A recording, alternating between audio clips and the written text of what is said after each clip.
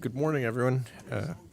This time I'll call the Audit and Control Committee meeting to order for October 19th.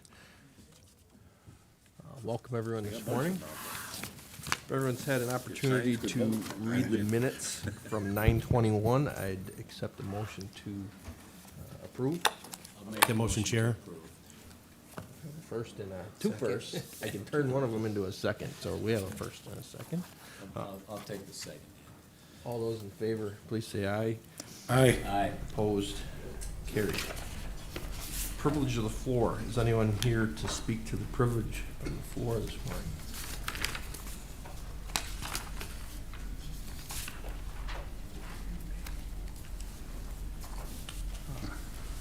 Not seeing any. We'll move into our agenda items. We're going to skip number one. We're waiting for an individual with more information, so we will come back to the local law when that individual comes in. So first proposed resolution, agenda item number 2 is authorize the purchase of lands in the town of Arkwright for park property.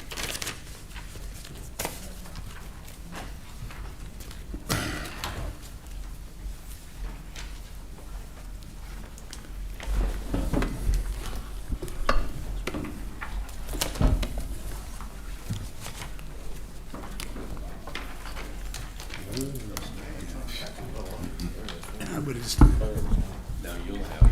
Thank you. Thank you so much.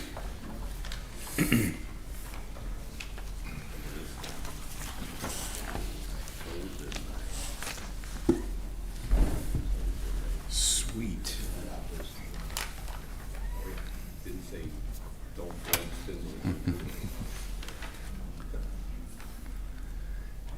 Good morning, Drew Rogers, Deputy Director of Public Facilities Engineering. Good morning, Jamie Reynolds, Engineer 1, Land Surveyor, Department of Public Facilities. So the resolution before you this morning is for the purchase of a 40-acre property that's located on Burnham Road in the town of Arkwright. This property is located immediately north of a property that is currently owned by the county. It's part of the parks properties. It contains a northern spur of the East Overland Trail. The county also owns another property to the north, though there is a privately owned property located in between the two properties. Owning this property would get us closer to connecting these two properties and give us the ability to extend the East Overland Trail to the north and hopefully make it a continuous trail through all the way through. This will also further one of the original goals when the parks and trails were created of preserving the Canada Way Creek Gorge. It's also located on the eastern portion of this property. The county currently has an option to purchase this property at $1,800 per acre. This would be funded through the Parks Capital Funds, which is funded by the timber sales from the reforestation properties. The Parks Commission is in support of this property acquisition. When we spoke with Public Facilities, there was some uncertainty regarding that, but we did touch base with all the members and actually did obtain a letter from the Parks Commissioner, the chairperson. That's just kind of an overview of what the resolution is, and I'll let Jamie kind of fill you in on a little bit of the details on the property. So as Drew said, we have this opportunity to purchase this 40 acres of land. It's part of a larger 100 acres. The parcel is legitimately, through deed research and reviews of title searches and just public knowledge, it is landlocked. So there has been an ongoing issue over the years with the owners of this property gaining access to it through our Parks property known as the Tar Box property. On these maps, we'll say page 1 and 2 should stack together. That gives you an idea of what we have out there total, showing the gap between the Tar Box property and then the Avanco property to the north. There's been varying paths by which the owners of this landlocked parcel have accessed it. And currently it's through a former logging road that goes directly through the Tar Box property. It's very well worn and in violation of one of our local laws, they have been using motorized vehicles to go back through there. So there's been a constant use of motorized vehicles, whether it's four-wheelers or side-by-sides, to go back onto this property. So we were approached by the owners, just to give a little background, we were approached by the owners of this property through their attorney in regards to obtaining an easement for access. And I went out there and met with them, and my thought on an easement was to hug the perimeters of the property so as to not have access and traffic going through the middle of our parks property. But it was obvious quickly that we were on two different pages. So the proposal was made, why don't we just buy the property? And in the meantime, we had come to have a meeting with Jeff Waite, whose property is highlighted in orange. He's a property owner to the west. And there was some talks, and this is how we came up with the split that you see there. Mr. Waite has agreed and has a signed contract with the current owners of the landlocked parcel to purchase 60 acres of it. We would be purchasing the 40 acres. The 40 acres is, as Drew said, contains the gorge of Candaway Creek on the more easterly side. It's a very picturesque property. There is some existing trails in there which would help us with establishing trail loops so that this part of the overland trail isn't just a spur, that it actually would loop through and back out. There are also some spots that I've seen in walking out there that are potentials for some scenic overlooks of the Candaway Gorge. It's really a pretty property. So that's we feel, DPF feels this is a good opportunity, and it would allow us to get away from this trespassing through the middle of the property and eliminate this landlocked piece of property up there.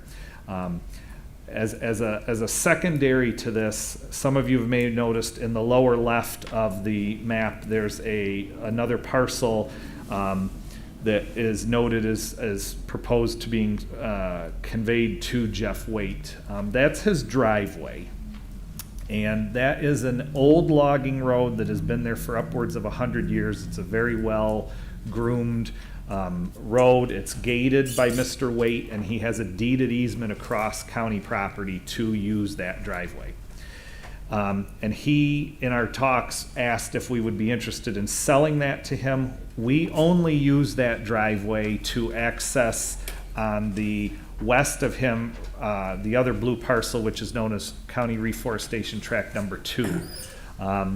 We come down, we would access that by our driveway and then cross onto Mr. Waite's property and circumvent through his property through a deeded right-of-way that a previous owner of Mr. Waite's property gave to the county. So he's proposing, and DPF is in support of this as well, purchasing the driveway and then giving us a deeded easement over that driveway. So we would still have access to Reforestation Number 2, but it would be through a deeded right-of-way the entire way. Mr. Waite's only interested in really purchasing just the land immediately around the driveway. He's not looking for a large parcel or anything. And that parcel really has no timber value to it.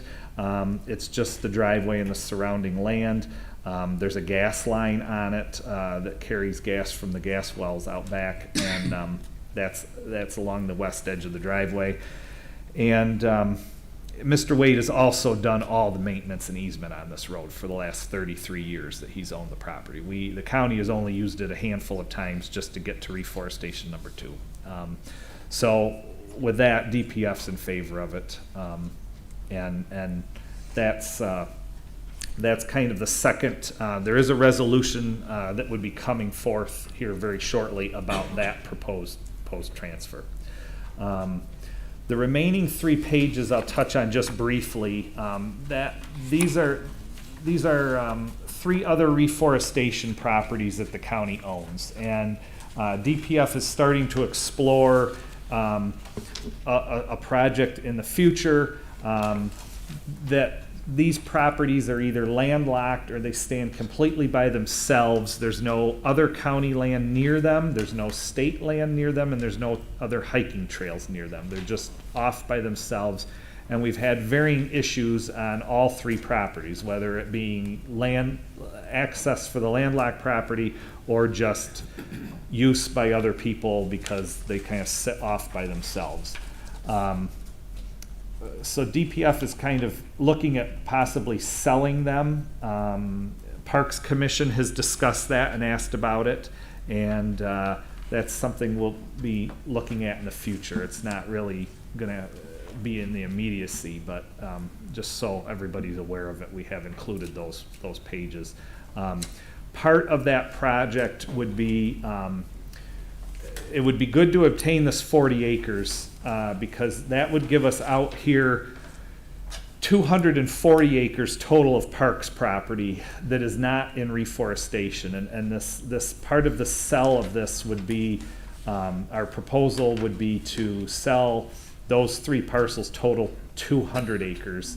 And we would have to run this through the state. And we feel that if we can leverage 240 acres going into reforestation through the purchase of the 40 acres in our existing property in Arkwright, that it would help the cause to possibly sell these 3 and bring in some revenue dollars. So because we'd only be taking 200 acres out of reforestation and entering 240 in. But again, that's a discussion for another day, but it is something that's on our radar.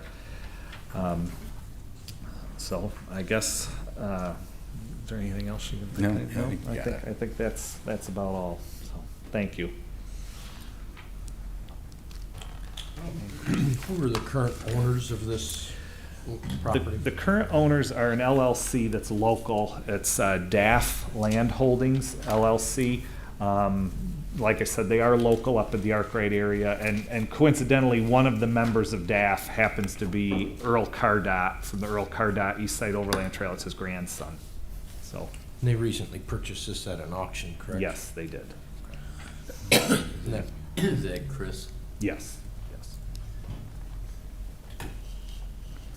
I know him. Mm-hmm.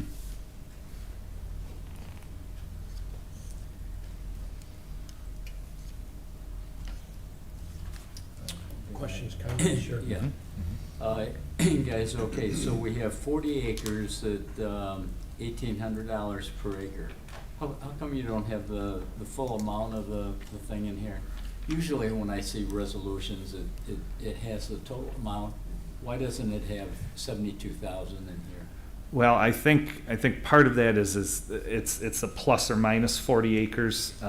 So with the survey, we'll come back and then Wait and us will come to an exact agreement. There is, as you can see on the map, on the west side of the 40 acres, there's a logging road. And that logging road is a very nice footpath. And we would like to get as much of that as we can so that it would be less trail to have to construct. So the exact acreage and the exact dollar amount would be kind of determined by the survey, and that hasn't been completed yet because we're waiting to go through this process. But, Jamie, you could still have 72,000 in the resolution someplace, and if it didn't come to exactly 72,000, whatever. Okay. I was just curious because most of the resolutions that we do Okay. see has a total amount somewhere. Okay. I mean, granted, you can figure it out, but I Right, think it right. would be easier for people to, Okay. when they're looking at this resolution, to just see that the total amount that you guys want to spend is $72,000. Okay. And look, I don't have a problem with that. I think it's a good idea, but I would suggest that should be in there somewhere. Okay, I don't have a problem with that. In this discussion, how did it come to a fruition that the county was offered to buy this 40 acres? So Jeffrey Waite obviously was gonna buy the entire 100-acre parcel and then offered up the 40 acres, or do we have an opportunity on the whole 100? Well, What's that's the opportunity came to the county first because I was negotiating on the easement to get the location of the easement. Like I said, became clear that we weren't going to come to an agreement on the location of the easement. I didn't want it to go through the middle of the park's property. We weren't really gaining anything. That's how they were already going. Just so I'm a little clearer too. So you see that little area of cabin? Yes. I've spent a lot of time in that little cabin. I Okay. know the easement issues Mhm. of the particular property, Mhm. and I just have reserves about some of the individuals involved is all, okay? Okay. So I've been a little bit of part of the area, and I spent a lot of time in this particular area. Okay. So I know a little bit. And that's why I was just Yeah, curious a so little we, bit more about how. they wanted to go through all the high ground and actually we weren't gaining much of anything. They were Right. gonna come back on I'll be honest with you, they were gonna come back on the logging trail, on where the existing hiking trail going down to the lean-to on the county property and the logging road, as they're shown, they come very close together. And that's where they were gonna come in and then still go back all the way through our property, through the middle. So they kind of off the hip just said, oh, well, why don't you guys just buy the property? And the county, I mean, we could, but I don't know if we need another 100 acres either. My suggestion is go after the whole thing. Okay. Law department has mentioned that possibly with Mr. Waite. Mr. Waite's been very good, very That's at agreeable. this point. We have talked about, through law department, they've had a thought of definitely seeing if he would give us right of first refusal on it in the future, because that would put us a little further north and closer to the Avanco property, and so that's an option, and I'm not opposed to that either. I've told law department that. Does that answer your question? Yeah, better. Okay, okay.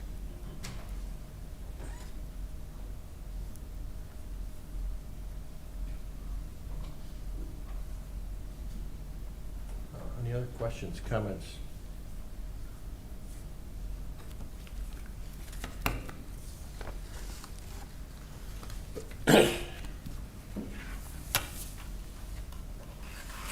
So the right of refusal is in there or is not? It's not, but we haven't gotten to that stage in the paperwork, and I can mention that to Mr. Waite, and I definitely will. I have no problem with that. Okay. Questions, comments?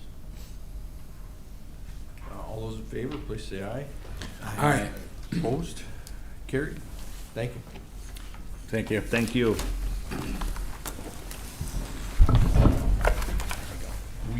At this time, we'll go back to number 1, introductory of local law 1023, a local law amending the Chautauqua County Code of Ethics.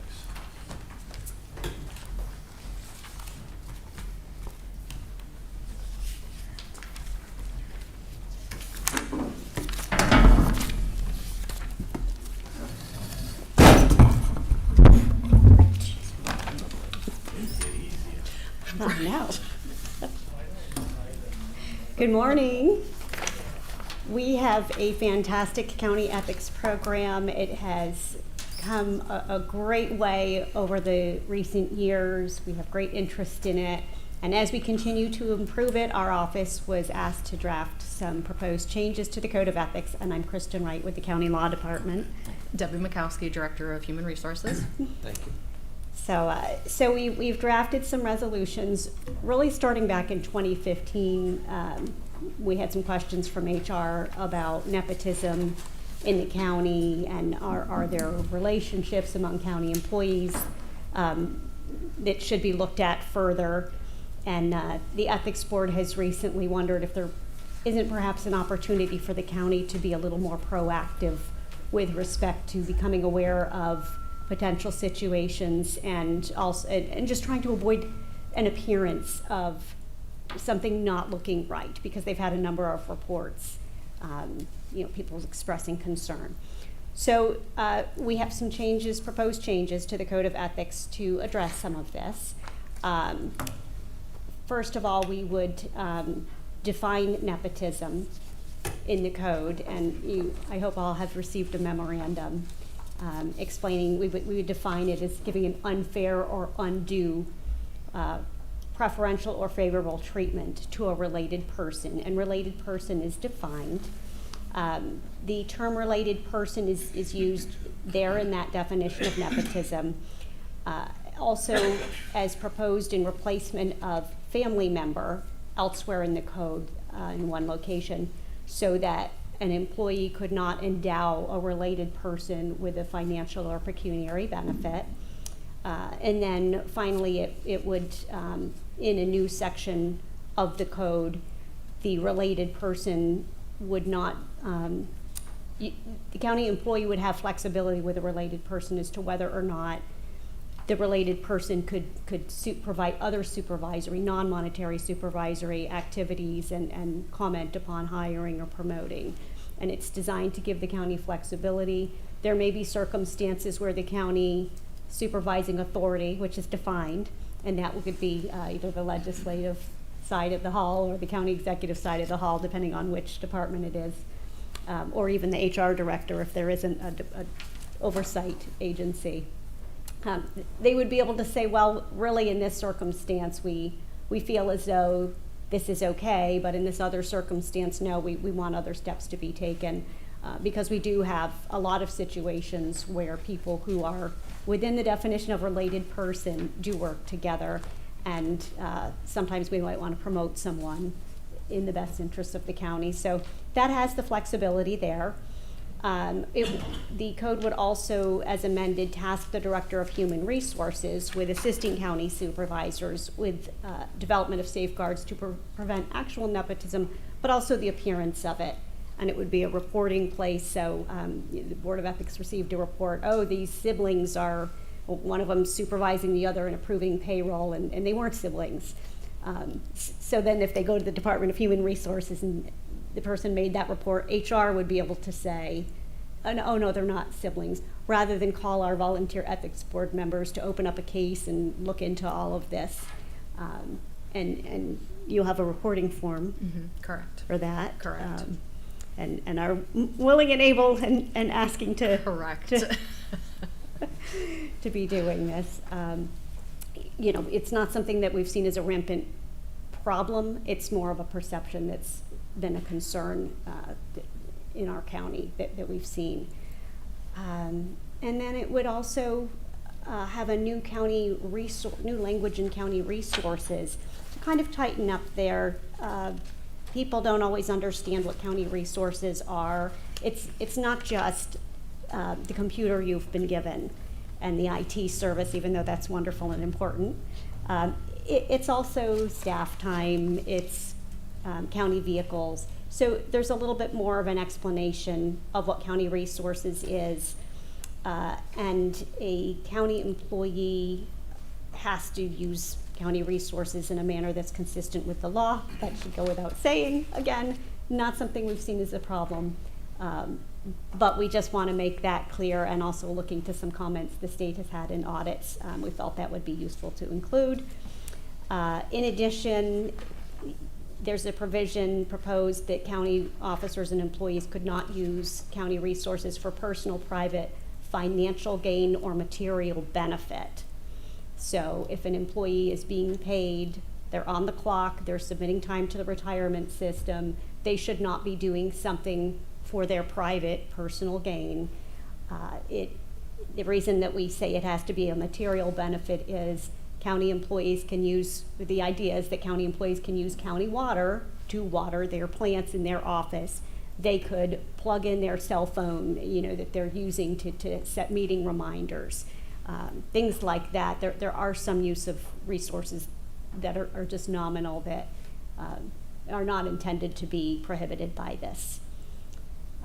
And also, there's an exception if the county employee receives a county resource as part of their employment, such as some county employees are field employees.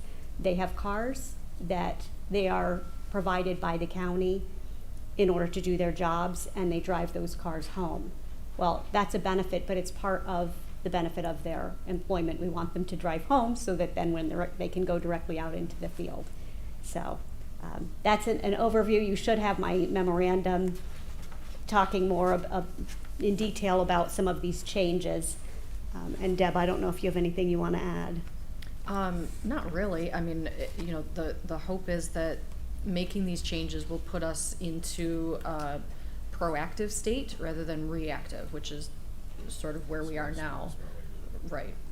You know, at least to you know, in the thought of getting this disclosure form out to all existing employees, to let them, again, proactively disclose, here's all of my related individuals, family members, household members, etc.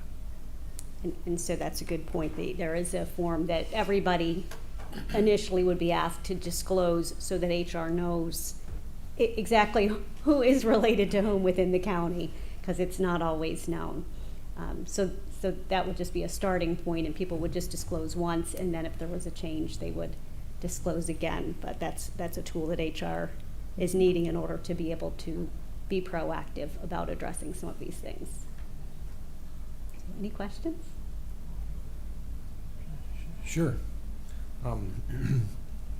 So if I read it right, it says no county officer or employee may supervise a related person in the performance of related person's officials' powers and duties. So a son can't work for a father under the DPF department Correct. completely?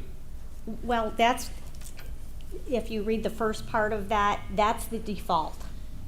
But there is an opportunity for the county. There's flexibility built in. I see that. So that Is it enough flexibility? if the Depends on who the HR manager is at the time, I suppose, too. Well, I don't this mean would- it in that this way, would but be it puts a lot of I need to work emphasis on my that. facial expressions. Sorry, but no, this would be the county executive would have the and opportunity. county executive. Get her. So I Good morning. apologize for my frank, but that's what it is, too. In 10 years from now, it could be completely different decision. and that's It is. I'm sorry. yes, and it is the supervising authority which is defined. It would be the county executive for DPF in that example. Okay. Sewer districts, they're under the office of the legislature. And then Board of Elections is an example of, they don't really fall anywhere, and so that would be the HR. But yes, there is some subjectivity. There are circumstances. I know of a circumstance where a parent supervises a child, and I don't think it's causing any problem whatsoever.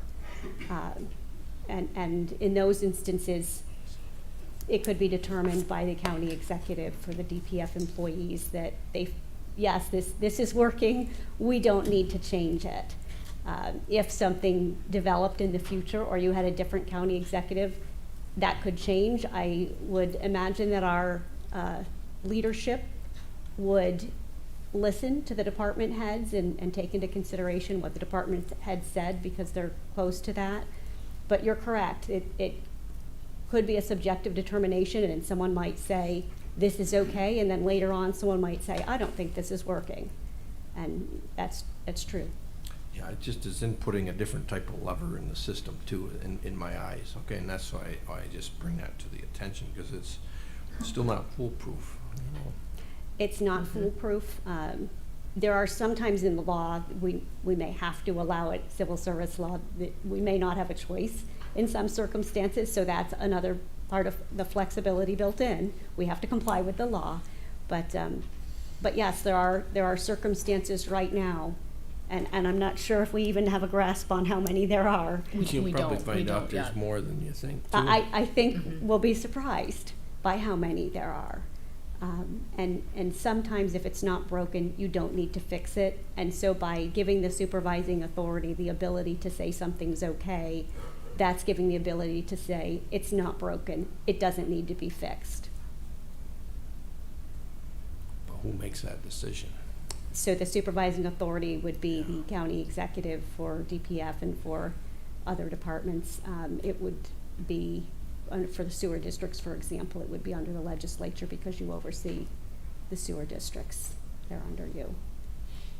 And, this is what we were asked to draft, and it was the best we came up with, but if anyone has other ideas, if someone wants it, I can write it.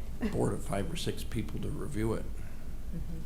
Well, and I think part of the benefit of the initial disclosure is at least to let us know what's the scope of the issue, who is related to who, what's the reporting structure, and then we can go from there. Because it may Comments? not be appropriate for a parent to be supervising a child, In certain situations. or the other way Or around. the other way around. That'd be worse. Comments, questions? I have a comment. I think Deb said it best when she said we're being proactive rather than reactive.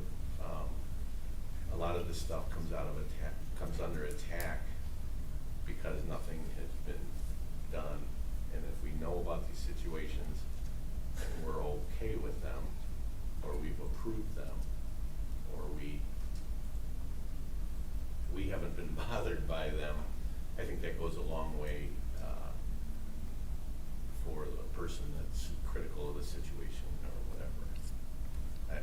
If that makes sense. I think it's good to say, we know about this and it's okay, rather than having to defend, at least from the start, that we didn't know about it.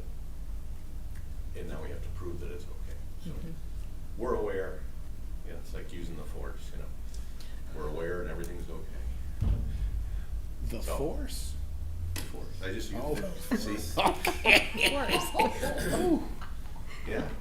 The legislative force. You're sitting next to him. I know. And may the force be with you. Thank you.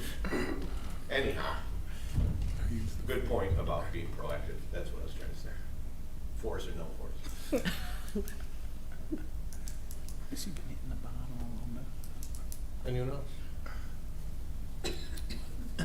Dan, just one thing. You mentioned the Board of Elections. They have literally hundreds of election inspectors, and I'm sure some of those are related to the election commissioners. So I think we do have to have some sort of discretion or some sort of flexibility, at least in that case. And so, yes, there is flexibility in that case as Okay. well. It's the difference, and I'm sorry if I was confusing on this, the difference is who's the supervising authority that says, yes, in this instance, it's okay. So in that case, because it doesn't really fall under the legislature or the county executive, that's when it would be the human resources director is what's contemplated here. Okay. Which enables for elections, Board of Elections in particular, I think they have a lot of moving parts there of who's They doing do. what. They do. And so by having it, someone who's readily available, it maximizes the ability to make quick decisions on that. Okay, thank you.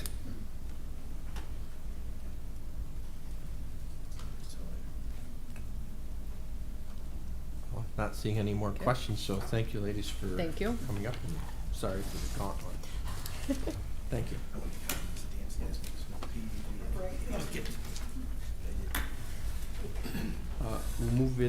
We'll return to our resolutions. Proposed resolution number 3 is amend landfill and transfer station user fees. Did we pass that local law? Did we say that's the way? Okay.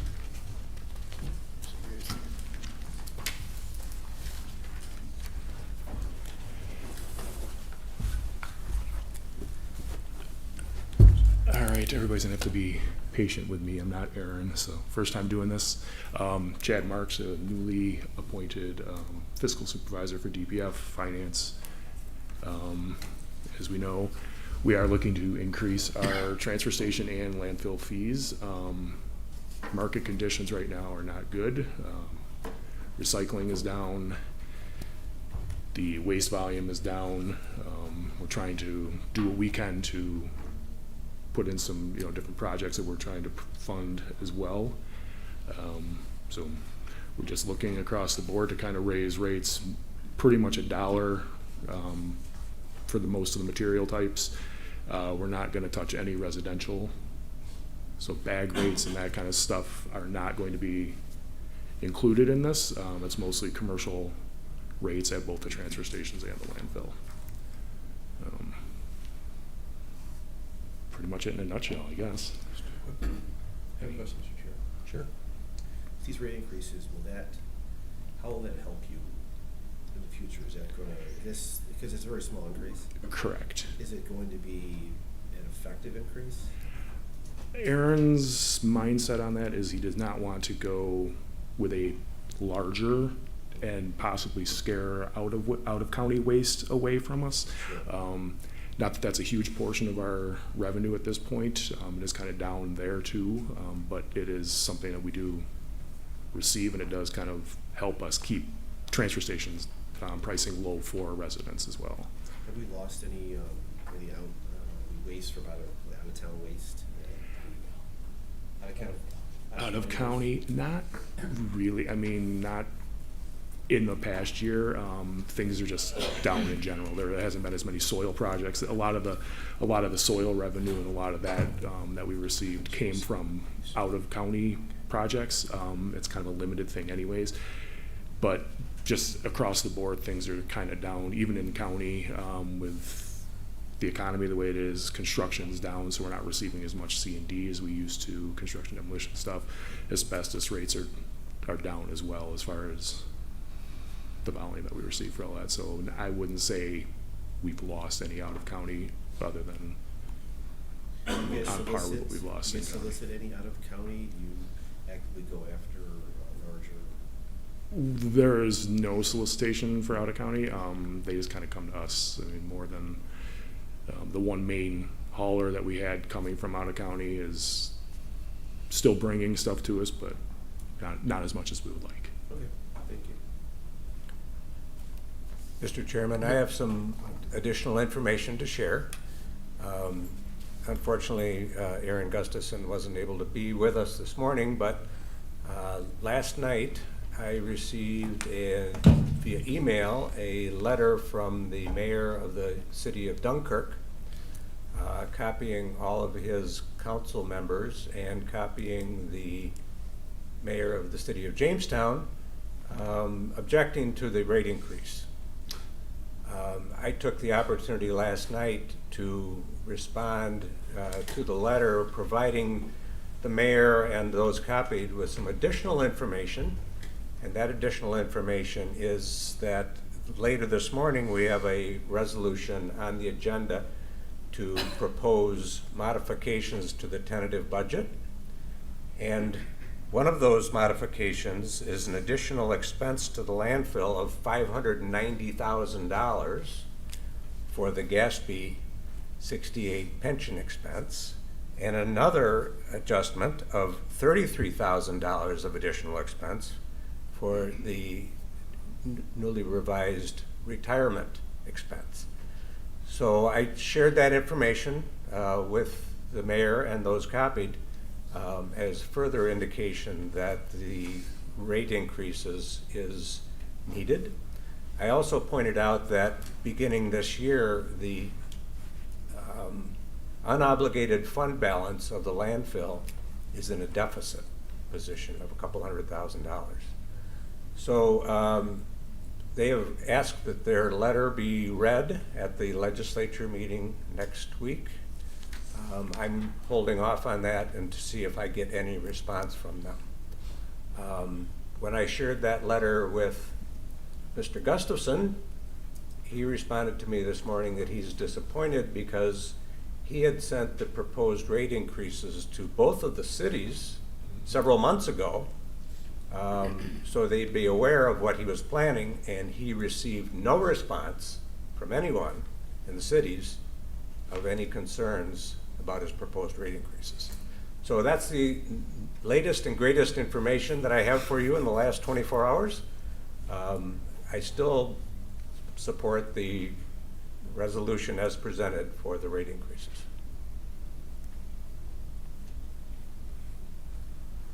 Thank you. Dave, do you have No, I was gonna ask the fiscal status of the landfill, but I guess we just heard pretty much where that goes. Yes. Okay. Terry? Yeah, Jack, so apparently we sent letters to the city of Dunkirk and the city of Jamestown regarding these increases. And look, I think these increases they're insignificant, quite frankly. Did we send anything or telephone call to the commercial haulers to get any feedback from them? Not as of yet that I'm aware of. I know Aaron did run this through the landfill commission. It was backed by the commission, so there are a couple members on there. Christine That are Stores on commercial there. haulers? Yes, correct. Okay. So they had the blessing of the commission as well. I believe he's been in contact with Bill Devlin from Casella regarding this. They have an ongoing chain of communication with. He's pretty good with communicating with the outside vendors. Okay, I'm just thinking, in general, it wouldn't be a bad county policy when we have rate increases, and again, these are small increases, but when we do have increases, it wouldn't be, I don't think it would hurt to get feedback from some of our commercial haulers prior to enacting these increases, for what it's worth. Okay, noted. I will pass that on to Aaron. And just to mention, you did mention the commission.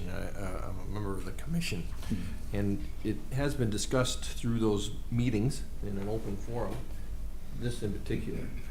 So members of the public, the communities, and businesses, municipalities have the opportunity to attend those meetings and to listen and also have input into the discussion of these said fees. So through that process, the commission had worked through these.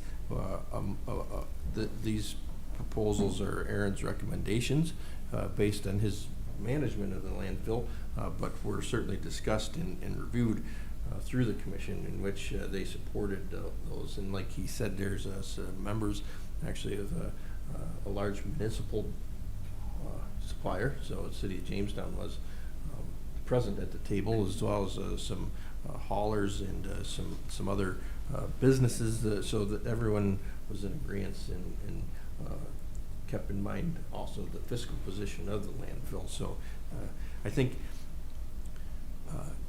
over the years, I don't want to speak as if I actually know something about fees, because I don't. But fees... It sounds like you do. Fees vary. If you have the fee too high, you actually get less garbage and you get less revenue sometimes. If you have too low of a price, you're missing on actually what volume you will expect anyway. So it's a kind of a small game, and I think that these increases are very minimal and have a very minimal impact for the most part. And people adjust pretty easily. I don't think it's going to ruffle any feathers. So, Well, Dan, if we have a deficit in the enterprise fund for the landfill, don't blame me. What's that? Well, no. If we have a deficit in the enterprise fund, we have to do something to offset that. And so increases, and in this case, a small increase, I think is justified.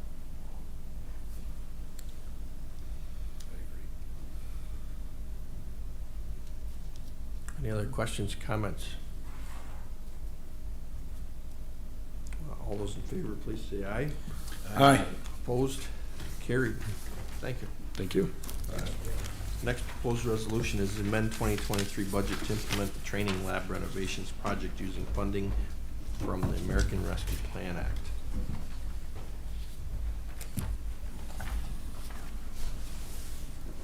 Good morning, John D'Angelo, Chief Information Officer for the county.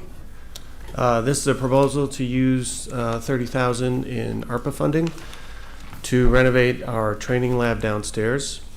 The training lab in the basement of this building can host up to about 25 people. It is utilized by all departments in the county several times a week throughout the year. So we upgraded a lot of our tech down there last year. And so now we're looking to upgrade some of the furnishings. The tables and chairs that are down there, we actually took from the Liberty Square building right after the fire. We got in there before they demolished everything and grabbed those. So they're obviously quite old. Many of the chairs are broken. So we're looking to utilize these funds to make that training lab better for all the departments that utilize it on a weekly basis. So that's what it's for.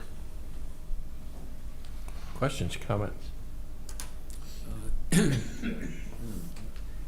John, so the training, excuse me, training lab is utilized by county departments? Correct. All county departments? Correct. Is it also utilized by the courts? Occasionally, yes. Occasionally, they'll. That's in the courts or state? Yeah. Okay. Yeah, not often. Occasionally, they'll utilize it if they have a training, or if they have a special session that they want. Okay, to so use it's down there. utilized by both county departments and the state? Correct. Department. Mhm. Okay, thanks. Mm-hmm.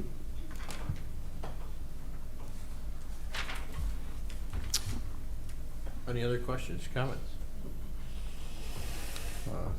And this went through the ARPA committee, planning committee, so it's been through that.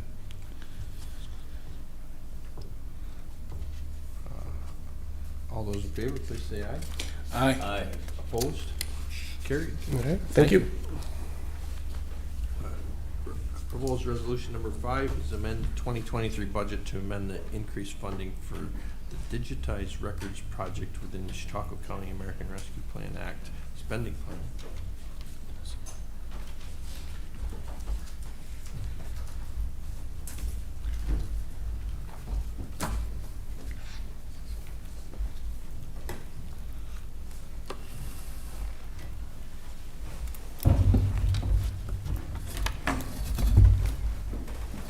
Morning. I'm Larry Barmore, County Clerk. And I'm Emily Blevins, Deputy County Clerk. This resolution is to use ARPA money in order for digitization in our department. In the past, the state has made grants available, and they've pretty much dried up over the last 5-6 years, so we haven't been able to get any of this done. But currently, all of our deed books from 1184 on up are digitized into our system. All the books from 1183 down to number 1 are not. And when you need something out of one of those books, you still have to go to the index, look up where you want to be, and go find the book and try to read it.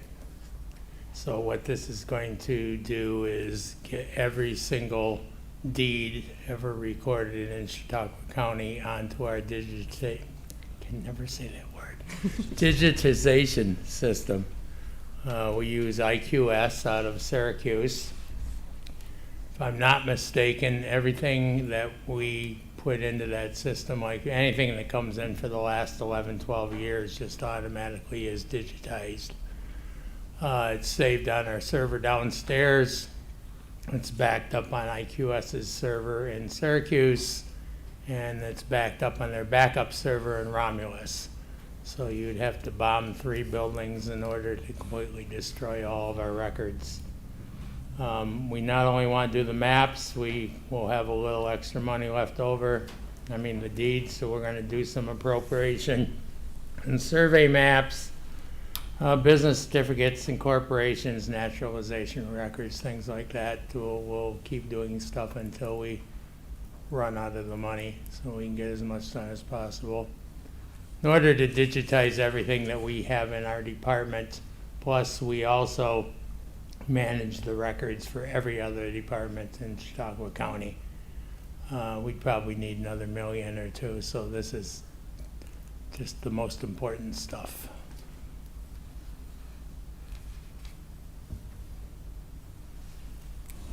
Questions, comments? I just have a comment, Mr. Chair. When I saw the books you brought up at that meeting, I could not believe that they are actively being used. It was unbelievable. So I think this is a great idea to have them digitized. Another question I have is, once these are turned over to whoever's going to be doing it here, what's the time frame for those books to be digitized and sent back? It depends on their load of work, but we aren't actually going to send them the books. Believe it or not, we have all of these already on silver microfilm. So we will just send the microfilm to them and they will do the images off the microfilm. The books will remain here. How long of a process would that be? It'll be done by the end of next year. Thank you.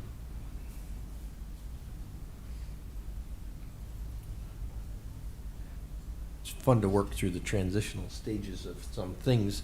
One is this particular department of paper and books and Yeah. cataloging and putting it into a more modern technology sort of system. And that is challenging in the sense of it's very time consuming, but also it's it can be costly because it's a process. And it Just takes a in lot my own particular instance, someone wants me to look up an old deed for them. So I sit at my computer and boom, I find the index, and the old index is just by first two letters of names. So you go through until you find it. And when you do, it gives you a book and a page number. And then you go back and you find the book, you open it to the page, and there it is. Anything we have digitized, you just put the page number here, or the book number here, the page number here, push find, and it comes right up on your computer screen. You don't have to do that. That saves tons of work for title searchers as well. Attorneys use the system, surveyors. Anytime you can save money for those people, they have to charge the public less because they have less time involved. So it trickles right down as far as savings go. Plus, lots of people use our system online. We do charge for you to use it online if you want the privilege of using it in your home or in your office. You can come here and use our computers for free.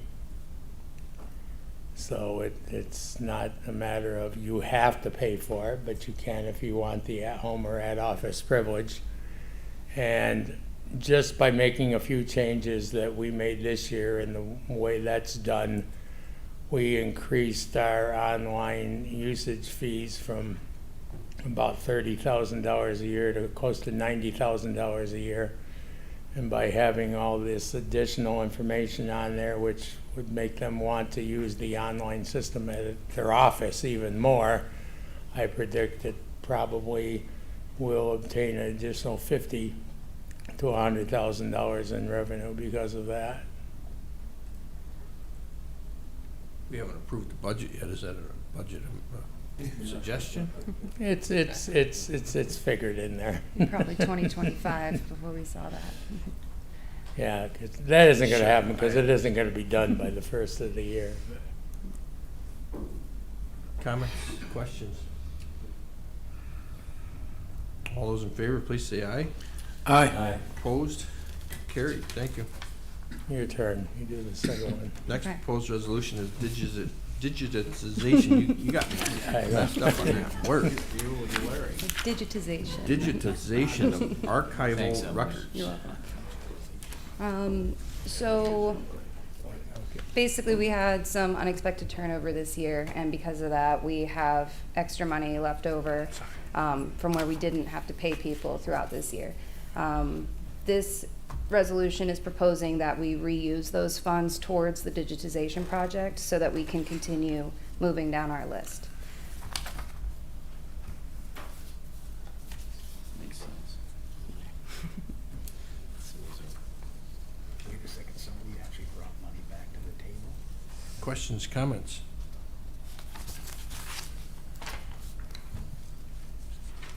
I was just gonna say, someone actually brought money back to the table. We're shocked. Thank you. We anticipate having under budget condition even after spending this money, so Yeah, this is one sub-department. you We've can got compliment it three. again later.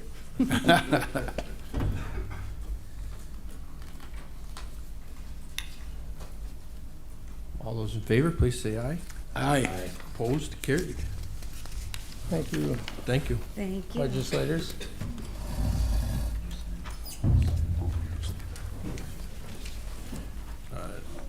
Proposed resolution number 8. Wait, I'm skipping one. Proposed resolution number 7, approving benefits and wages for confidential employees and unrepresented employees.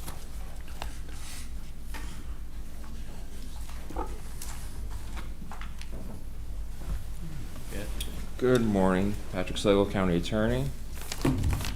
Before you is a companion resolution that generally goes along with any labor agreements that are reached. And what this does is simply extend the benefits reached with CSEA 6300 in this case to any confidential employee or unrepresented employee.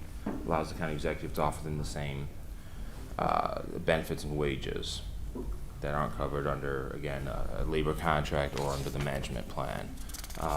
Typically, we'll file this at the same time as the time that you approve of a labor contract. The labor contract's still being typed up and written, and so we didn't bring it forth at that time, but we'll bring it forth at this time just so that we make sure we have it in place for the beginning of next year.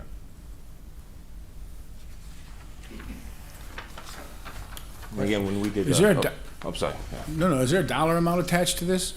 Not necessarily, because again, it just mirror whatever benefits and wages are being offered to. So, again, if under the labor contract, there's an increase in personal days, then any confidential employee or an employee would also get that same benefit. Okay. If there's a 3% increase to wages in those individuals, and again, this is a very low amount of employees. I think less than a dozen employees across the county. Okay, thank you. Any other questions or comments?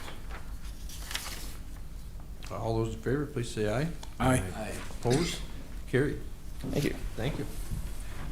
Proposed resolution number 8, authorize sale of tax foreclosure properties in the village of Silver Creek.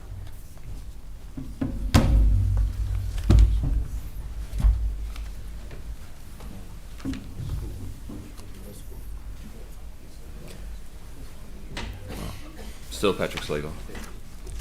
Todd Thomas, Assistant County Attorney. What do we have in front of us, gentlemen?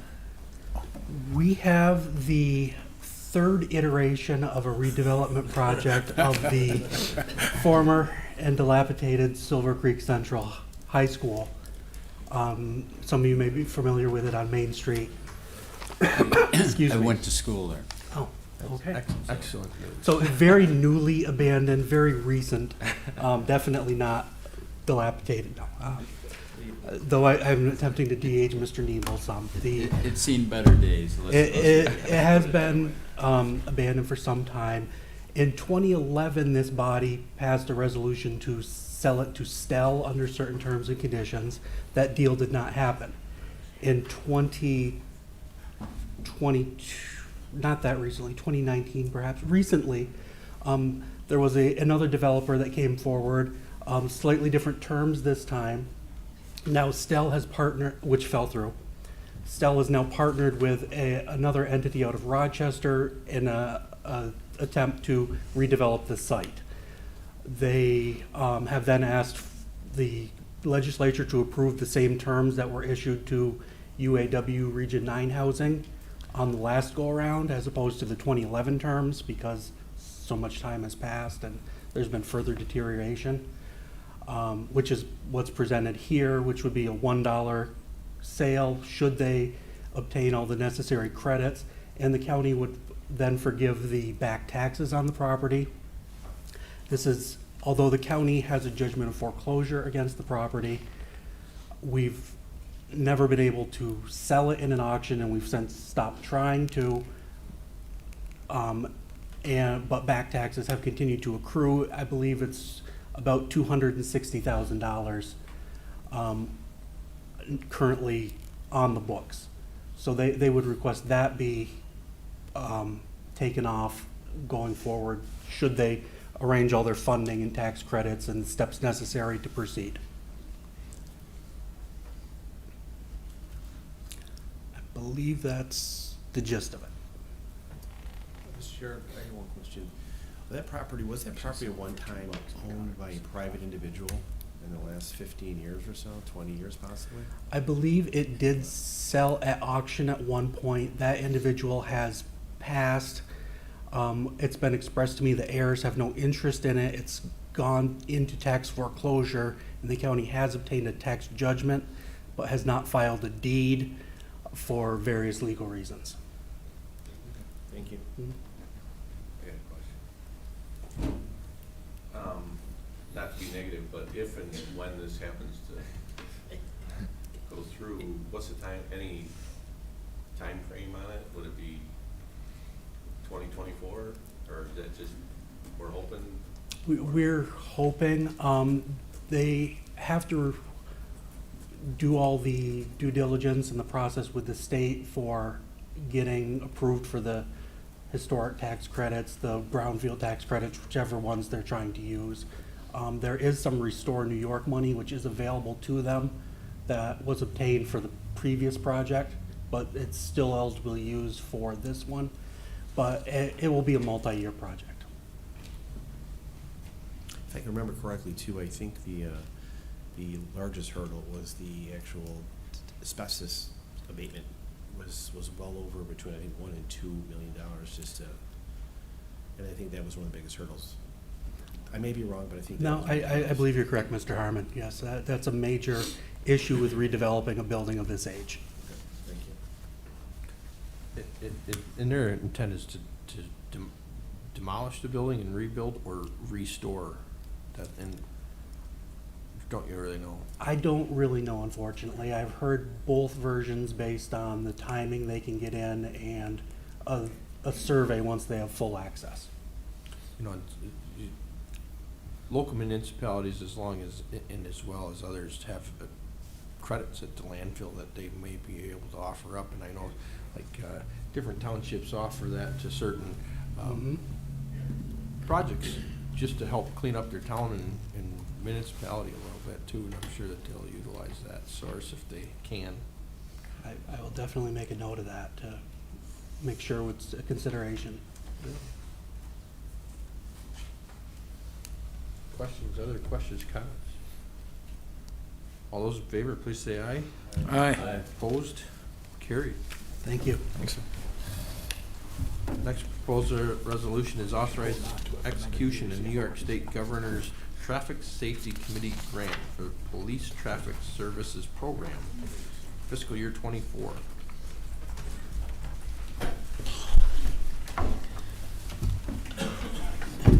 Good morning, Mr. Chairman. Rich Telford, Chautauqua County Undersheriff. Riley Emmo, Fiscal Supervisor. First resolution in front of you is to accept a grant from New York State. This is a recurring grant that we have accepted in years past for traffic safety program, also known as Click It or Ticket. The amount between October 1st, 23 and September of 24 is in the amount of $20,700. We typically use this money to set up traffic enforcement in high traffic areas, aggressive driving, and seatbelt enforcement.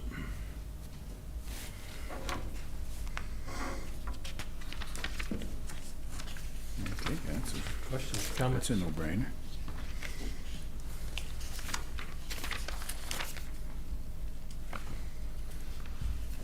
None of you must have been stopped for having no seatbelt on. All those in favor, please say aye. Aye. Opposed? Carried. Thank you. Next proposed resolution is to amend 2023 budget for Office of the Sheriff. This resolution would increase in the amount of $161,530 for contractual costs in our public safety communications. would also increase the revenues from wireless surcharge to cover that. It is a budget neutral resolution, and this should cover us, we believe, for any overages between now and the end of the calendar year.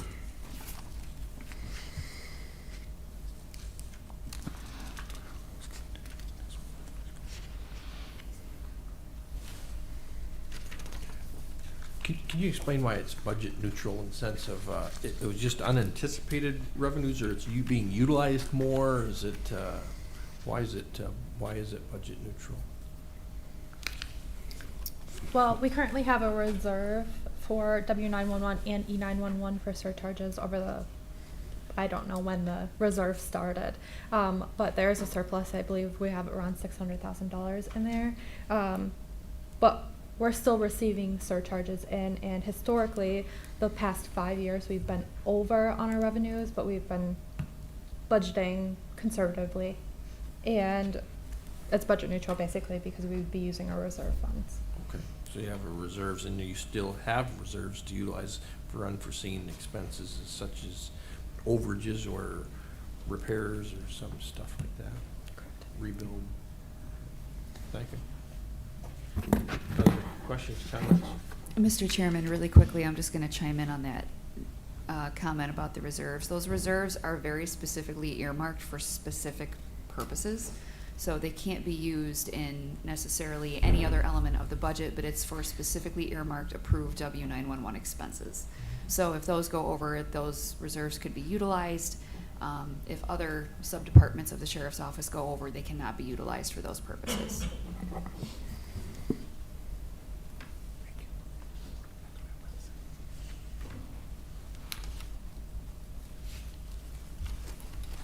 Other questions or comments? All those in favor, please say aye. Aye. Opposed? Carried. Next proposed resolution is amend 2023 budget for Office of the Sheriff's Dispatch. Similarly to the last resolution, this is in the amount of $4,200. Looking to increase our contractuals in our consolidated dispatch center, but also increase the revenues from our alarms law. Here again, utilizing the alarms law income that we have to cover these overages. And again, we believe this will cover anything between now and the end of the year. So again, it's budget neutral, utilizing the alarms law money to cover these few contractual overages. Questions, comments? All those in favor, please say aye. Aye. Opposed? Carried. Next proposed resolution is amend 2023 budget for Office of the Sheriff for School Resource Officers contract with Panama Central School. This is a little unique. We were in front of you a few months ago approving a contract for a school resource officer at Panama. At that time, we did not adjust our budget because we believed that we were going to lose an SRO from another school, so there wasn't going to be an adjustment to our budget. However, since that time, we've been able to work out and fill all of the SRO positions. So basically what this is to adjust our budget to reflect the reimbursement that we will receive from Panama Central School between now and the end of the year in the amount of $30,144.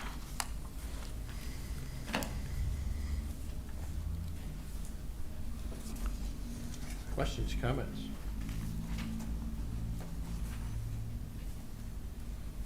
Sounds good. All those in favor, please say aye. Aye. Opposed? Carried. Thank you. Thank you, sir. Next proposed resolution is authorize acceptance of 2023-2024 aid to prosecution funds.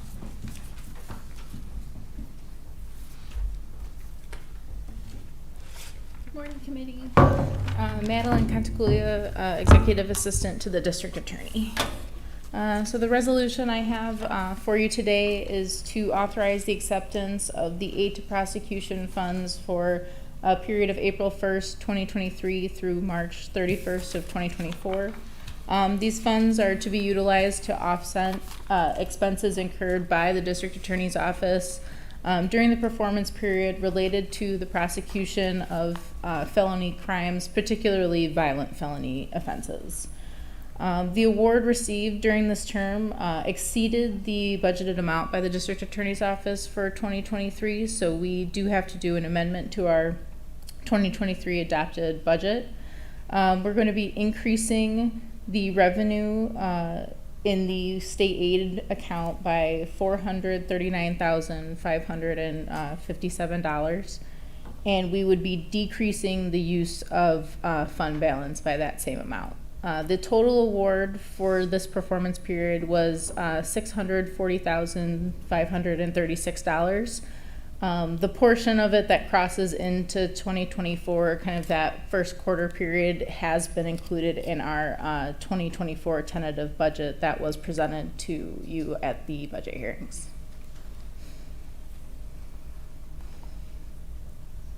Good news, thank you. Yes, good news. It's nice We to add received that quite a into bit this. more funding than we expected. Typically, this grant was around $55,000, and it was significantly increased for this year. Why was it increased so much? I don't know specifically why it was increased by so much. I just know that the governor has put quite a bit of emphasis on public safety, so our office has been receiving quite a bit more grant funds than we have previously. We increased the Gun-Involved Violence Elimination Act by quite a bit more, and we have received more in this period as well. Through your communications within the office, do you think that that trend from the governor will continue likely? We're not sure. I think, have expected it not to continue, and maybe that this year and next year is a little bit of an anomaly, but we're hopeful that we'll receive maybe more than we have in the previous years, but not quite as much as we received this year. When you get the additional funding, it's nice to know kind of a time frame, because then you Right. can actually, utilize the funds bestly, in the sense that. And this year was quite a bit of a surprise for the age of prosecution grant when I was told how much we were getting. So we were not aware of this increase. We do appreciate it, but it was a bit of a surprise. Questions, comments?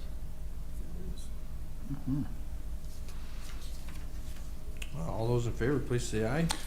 Aye. Opposed? Carried. Thank you. Thank you. Next proposed resolution is Emergency Services 2023 Budget Amendment.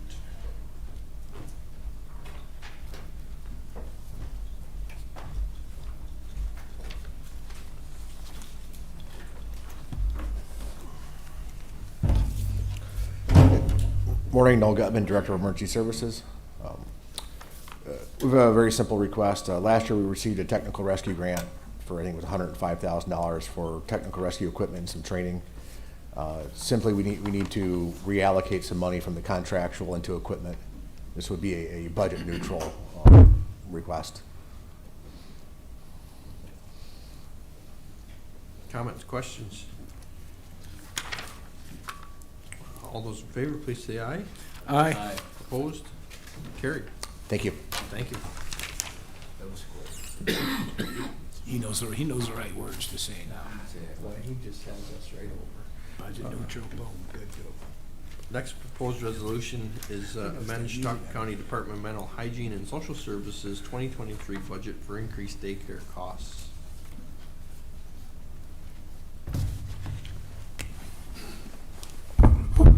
Good morning, Sam Zaffoto, Fiscal Supervisor, Department of Finance, assigned to Social Services. This resolution is to balance Social Services account A6055. It is called daycare, but this is childcare expenses. That's just the state's name, and we follow that classification. Last summer, the eligibility was increased in this program, which has led to increased costs. This is funded through both the federal and state governments. Through a block grant, we also have had some pandemic funding and some rollover funding. So this basically is a budget neutral at this time for the increased cost, for the increased eligibility, and then as we are finalizing now, we should have a final number for the roll forward for this program that ended on September 30th, shortly for next year. But we currently have funding going into this current year of 4.5 with still some pandemic funding and our block grant into next year. And I am anticipating a roll forward of at least 4 million still in this program. But again, the eligibility is increased, so we are seeing increased costs at this time.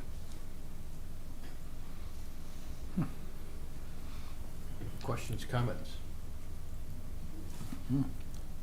The department's been able to keep up with the additional influx of usage? We are. We've been, from the fiscal unit, getting the payments out. So we're getting everything done, even short-staffed. We're kind of working through everything at this time. Good. Sam, this is for childcare. Yep. Is it Office for the Aging or Social Services that has the adult care program? Social service. Social We service. both do, but we do have adult protection But as well. this is the child. This is child care piece, yep.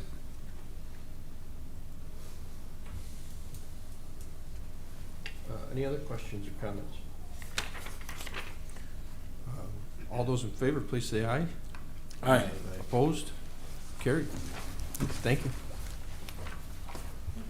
Next proposed resolution is Department of Mental Hygiene and Social Services 2023 budget amendment to accept the Substance Abuse and Mental Health Services Administration SAMHSA grant, Chautauqua Tapestry.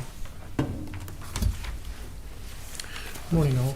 Paul Myers, I'm the fiscal supervisor for the mental hygiene department. And I'm Rachel Ludwig, and I'm the project director for the SAMHSA grant.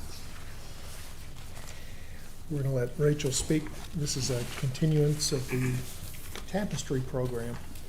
Yes, so we were notified just the middle of September that we were awarded a SAMHSA grant. So this is a federal grant. It's up to 4 years. We do apply every year, but we've been successful with this type of grant program since 2008. So we hope that we'll have another 4 years of federal dollars coming into the county. It's really to develop the fabric of the community and to reinforce the service system for the technical terms are children with serious emotional disturbance and their families. This grant target population is ages 0 to 21, so it's quite a broad target population, and it is $1 million a year over 4 years, so $4 million total. The grant would start in actually September 30th of this year, and we have, I think, are there other timelines that we need? It goes through September 29th of 2027. Right. 4 years, $1 million a year. We're going to request $250,000 for this quarter. Understand that this came to us late, so that your approval needs to go back to the September 30th end date of the prior grant.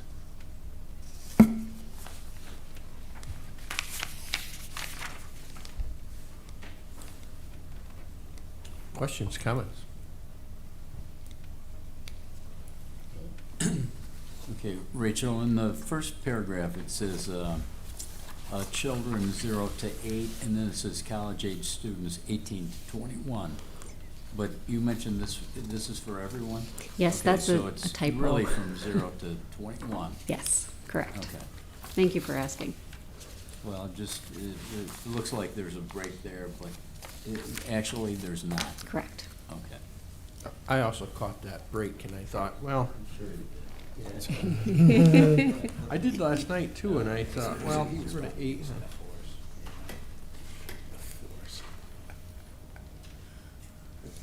Thanks. Mm-hmm. Any other questions, comments? All those in favor, please say aye. Aye. Aye. Opposed? Carried. Thank you. Next proposed resolution is authorized use of Chautauqua County 3% occupancy tax reserve funding for Merit Winery's America's Grape Country Craft Beverage Festival. Good morning, Patrick Slagle, County Attorney, here on behalf of the County Executive's Office. Before you is a request for $5,000 out of the 3% occupancy tax reserve funding. for the Great Country Craft Beverage Festival. Is it my understanding that this was tabled last evening? That is my understanding that Yes. it was tabled. I just want that on the record so we know where it stands currently. So please continue. Correct. And so you have the resolution before you are requesting that $5,000.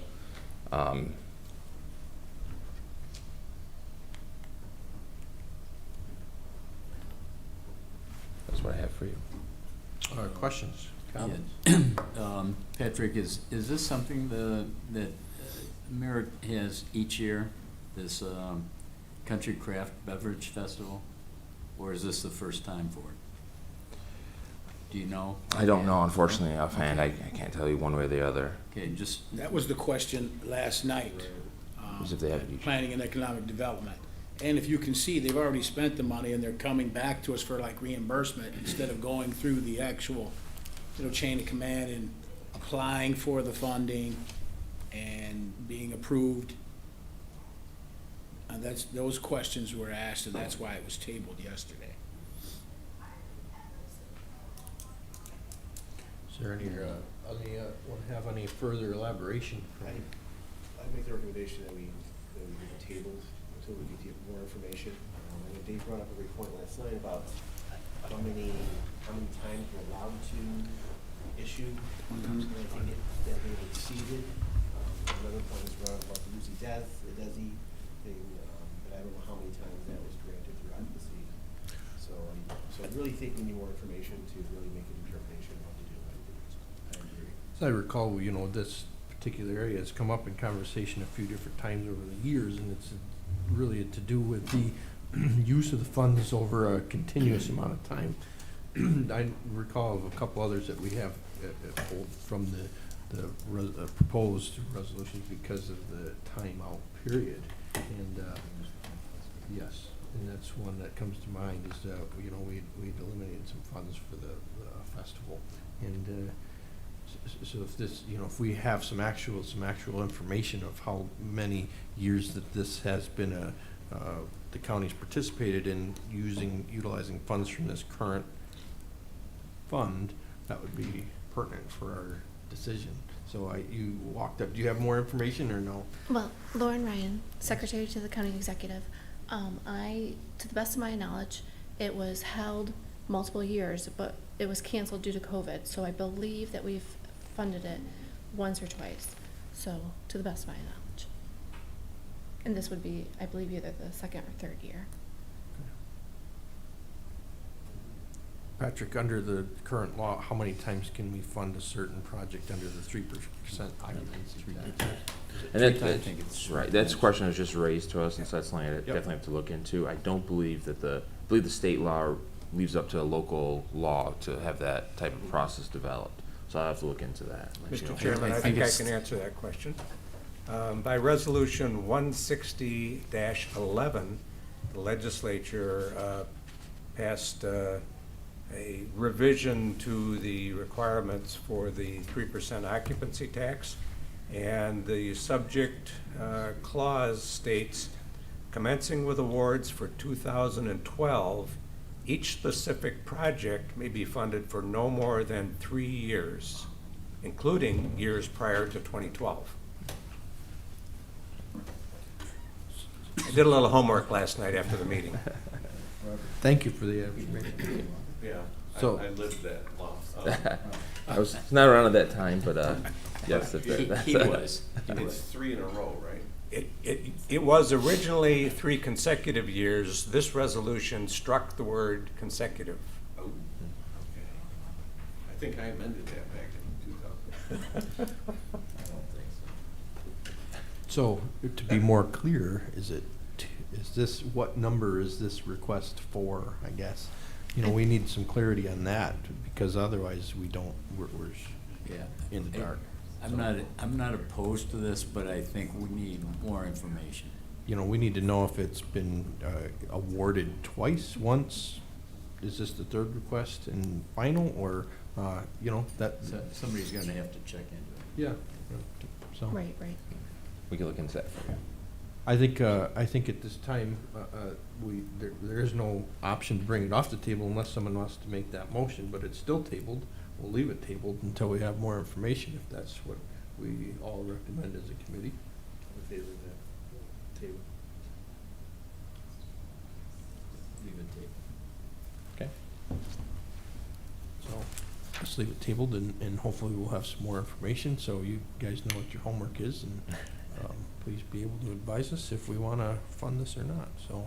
Absolutely. Thank you. Thank you. Thank you. I love giving out homework assignments. Should have been a teacher.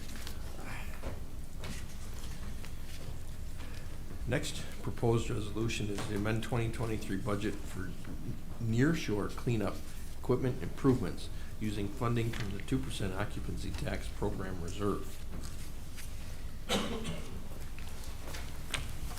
Good morning. I'm Dave McCoy. I work within the office or Department of Planning and Economic Development, and I'm the Chautauqua County Watershed Coordinator. Several years ago, we purchased a new conveyor and MobiTrack using 2% occupancy tax program funds. They were deployed this year because it takes time to get to the contracting and procurement. And they've worked pretty well. However, had we have known what we know now, we would have ordered the additional equipment that we want to fund with this resolution. Very simply put, lake maintenance equipment, particularly harvesters and transports, commonly coupled to a shoreline conveyor. They run up to it, they bump into it, there's a locking mechanism that allows them to unload quickly, safely. And then when they're done, they just simply unlock and back away. The whole process takes 2 or 3 minutes. The conveyor came from the same vendor that provided the 2 skimmers that we funded through a DEC grant. The mechanism is an updated mechanism. It consists of a horizontal bar. Equipment comes up to it, overrides a couple of dogs, they flop out of the way, they drop down by gravity, so you're locked on. When they get ready to leave, the operator pulls the lever, pops the dogs up, they're free to go. The older equipment, and the CLA has equipment that dates back several decades, have a different mechanism. Instead of a horizontal bar, there's 2 vertical posts. They clamp in from the side. Basically the same thing, just a different type of mechanism. So this is to buy that. Also, we needed a couple of large aluminum plates to adapt the wider conveyor mechanism to some of the smaller equipment. Structural aluminum, 1/4-inch plates, pretty expensive stuff. Manufacturer provided them to the town of Chautauqua. We have a lease with the town of Chautauqua to operate and maintain this stuff, but this sort of thing falls outside of that scope. Nothing's worn out. We just want to make it better for them. And quite honestly, the town of Chautauqua has been a great partner. They've gone to the mat for us on a number of occasions. And moreover, this equipment, this county-owned fleet of equipment is serving the purpose it was intended to.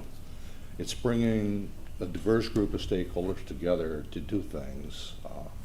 2 things we overcome this year was extending the maintenance season past the Labor Day holiday, but also we're able to respond to emergencies such as the Starry Stonewort outbreak that we've seen over in Asheville and Pendergast. It's important to be able to deal with those kinds of things because I think the impacts of that particular invasive species would really be a challenge on Chautauqua Lake. If I look back to what we could have done to keep curly leaf and Eurasian milfoil out of the lake, our lives certainly would be easier today than if we hadn't have let it in. So that being said, we were looking to bring $2,545 out of the reserve to buy this stuff. Who's going to put it all on? It's on.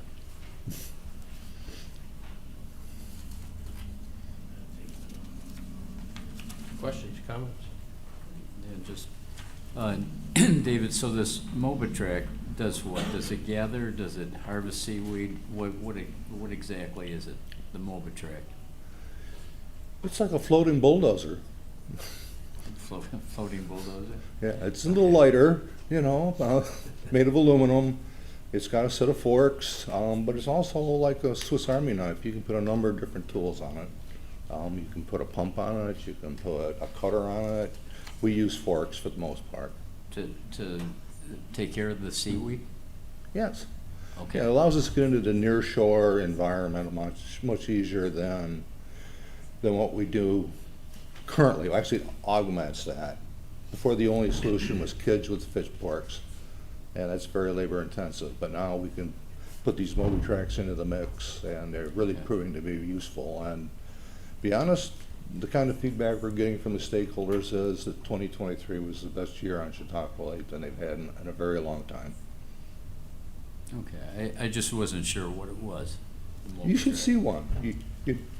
I'd like to drive one, but I'm not that good a driver, so I probably better not. So.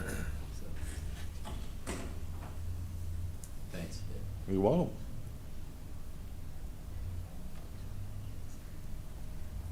You're looking to volunteer to drive one of those, but you wouldn't use a pitchfork to pick all that stuff out 10 years ago. I see how it is. New toys, new volunteers. Yeah, I mean, you may have noticed the article in I the, don't need a special license. If I need a CDL license, that's, no. you may have noticed the article in the Post-Journal earlier this week about the Starry Stonewort response. There you had 2 county-owned Mobitracks, 2 county-owned skimmers, feeding the county-owned conveyor, dumping into a truck that's owned by the CLA. So we had the Alliance working, the county working, Town of Chautauqua working, Chautauqua Lake Association working, and the Watershed Conservancy all working together. And that, to use a quote from Vince Horgan, is a multiplication of force. No, not this forcing it. The force is everywhere.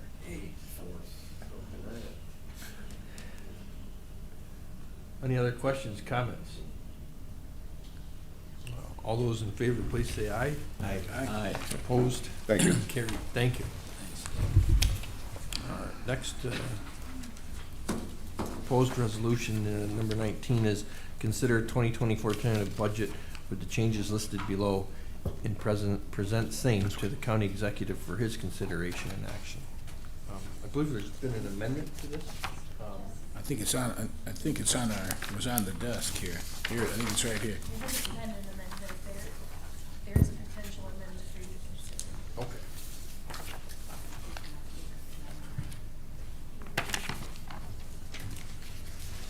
Okay.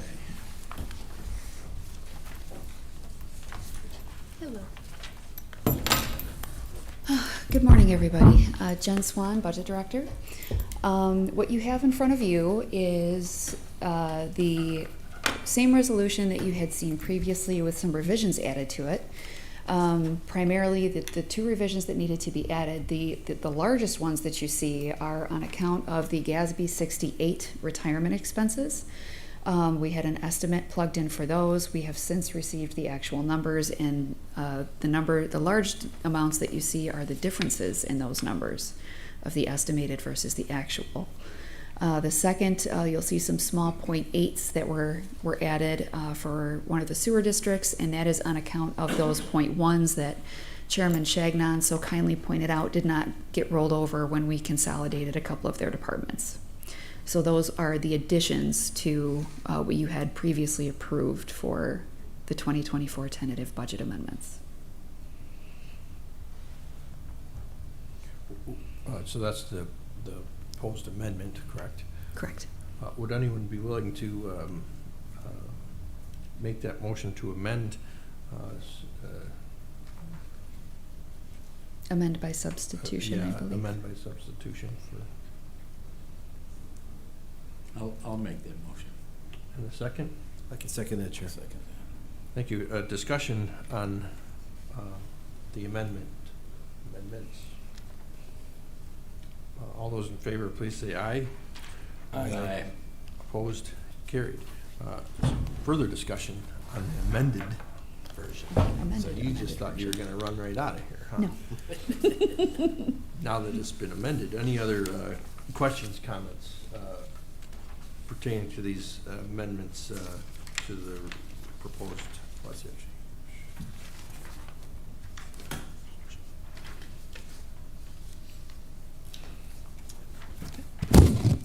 So we're decreasing the use of the fund balance by $1 million. Mr. Chairman, I have Please. something to Come on forward. forgot. You're running right up here, so it must Sorry. be exciting too. Well, And I good don't think, news. I don't anticipate you'll make any changes, but I just wanted, you know, for full transparency, earlier this week, NISAC sent out some information regarding, you know, tax cap calculation, and when the pension is increased over a certain percentage amount, we're able to use a portion of that increase as an exclusion in the tax cap calculation. I think the last time this happened was like the first year of the tax cap or something like that. So it hasn't happened in many years, so it was a little bit off my radar. But once they sent out this clarification, I did rerun our numbers and pull down the information from the comptroller's website. It's a minimal change to our tax cap limit, but it does allow us to increase the levy like about another $70,000. So not material. I don't think you've just, you know, been interested in increasing the levy anyway. So, but I just wanted to let you know that that is the current amount by which the levy could be increased to stay within the tax cap, another $70,000. So. So they can give But us a surprise bill of $1 million and say, this is what you owe. Correct. And then, but you can only raise another 70, so you gotta figure out how you. Yeah, that's pretty much how it worked out, but. Okay, well, now I know how that works. That unused amount, in the tax cap calculation, so any amount we, you know, don't use in terms of our allowable increase, there's a portion of it that rolls over to next year's calculation, so that, you know, portion of that $70,000 would be included in our allowable increase in the 2025 budget. So it's not completely lost, but. Sure, it'll help next year in case that situation is arising. Mhm. Correct. Yeah.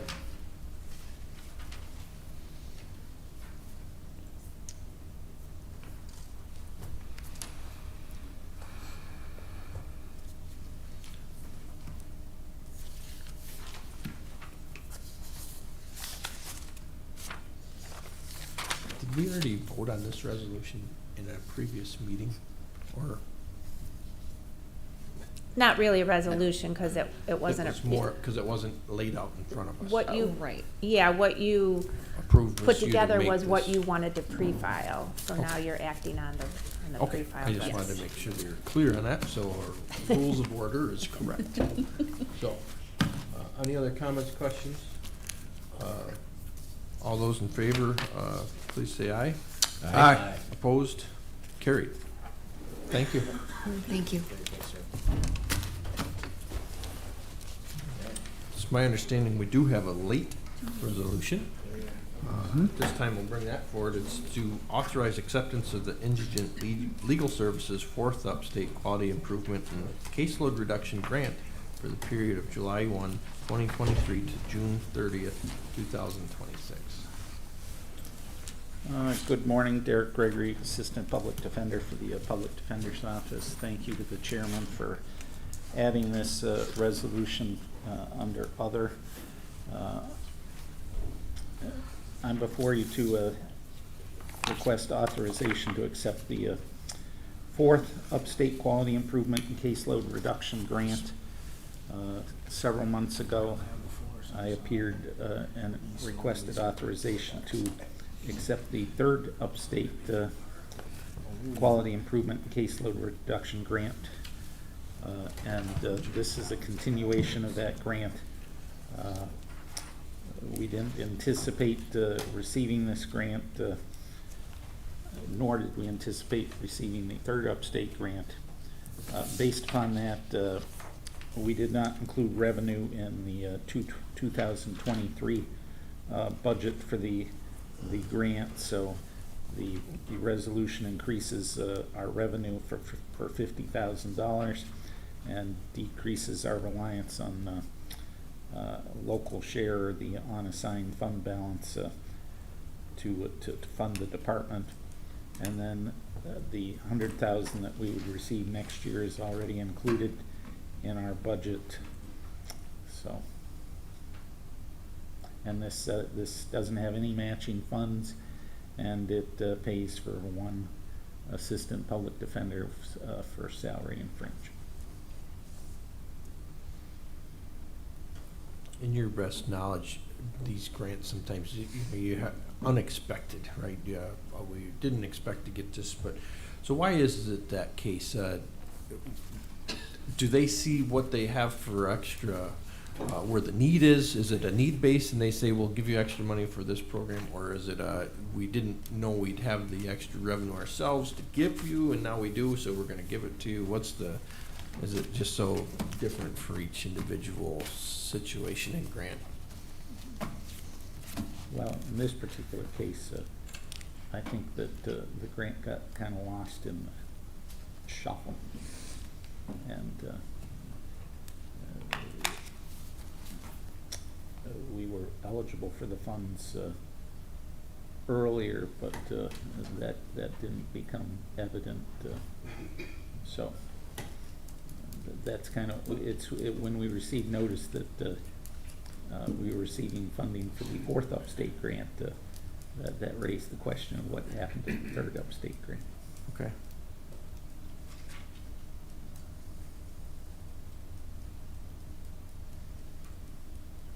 All right, questions, comments? Thanks for saving us some additional fund balance and getting this grant.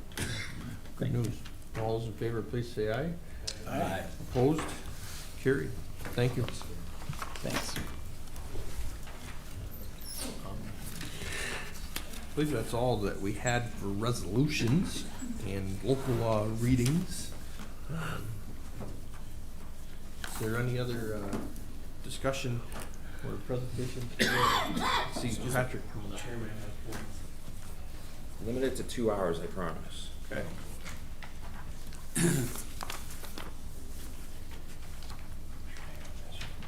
Oh my God, you are like so, yeah, you did, you knew it. Thank you, Patrick.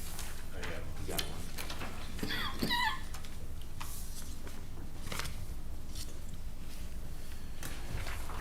Patrick Slagle, County Attorney. So a little background, I want to talk to you a little bit about family court today. As you know, that pursuant to state law, court cases, we have the obligation to provide representation to indigent populations. Both criminal court and family court, this is really focused just on the family court piece. What typically happens is if an individual comes into family court for a custody matter, they're entitled to attorneys, and so if they're unable to afford an attorney, the court will refer both individuals to the public defender. Public defender can only take one individual, so the other individual will get represented by what's referred to as the 18B panel, or just assigned counsel. For a long time, that rate was $65 to $75. Recently, it's been raised to $158 an hour for that assigned counsel.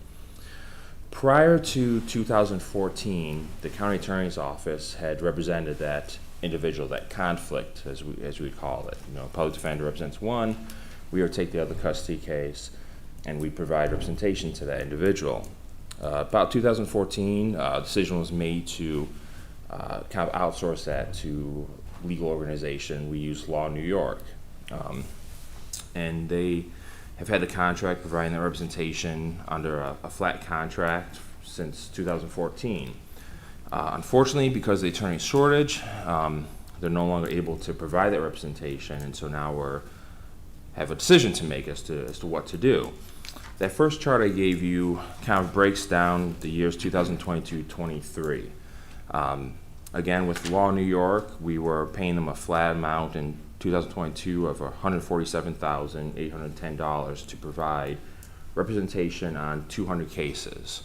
And there's still cases that will spill over to the 18B panel, but taking 200 cases really saves some money. As you can see, based on the hours, if we didn't have Law New York, we would have paid that year $483,000 to provide representation on just those 200 cases. And these figures can change depending on the hours per case, how many cases there are. And then 2023 shows those figures as well.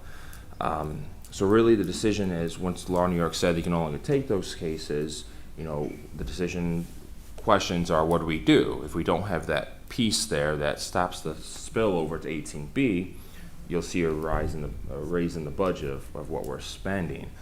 We did put an RFP out looking to see if there's any other organization out there that would take these cases. That second sheet is a proposal that was received.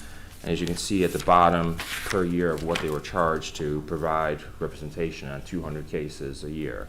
Obviously, that's a significant increase as to what the previous organization was charging, and almost in line with what it would cost anyway just to have those cases spill over to the 18B panel list. Really, that increase, that $158 an hour, is driving a lot of different things. It's driving that attorney shortage. It's causing other individuals, agencies to look at the rates of what they're charging to provide this representation. Again, family court is very different than criminal court. I think you'd hear a different story if you talk to the PD about, representation in that court. With family court, the majority of the attorneys that practice are sole practitioners, don't need really the brick and mortar anymore. A lot of these cases can be done out of a small office with very limited, if any, support staff. And so the issue is trying to find attorneys to take these cases. Obviously, when they go up the hill and they can easily get 20, 30, 40 hours a week at $158 an hour, you do the math, it's hard to attract attorneys. My proposal is, if going to the third sheet, is what we would do is the county attorney, much like prior to 2014, we would take on those conflict cases. Essentially, looking at this, you'll see kind of the different divisions of the county attorney's office, unofficial. The block all the way to the left is kind of what we would create as this legal division for indigent services.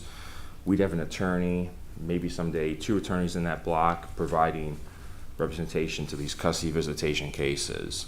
The goal is saving the county money.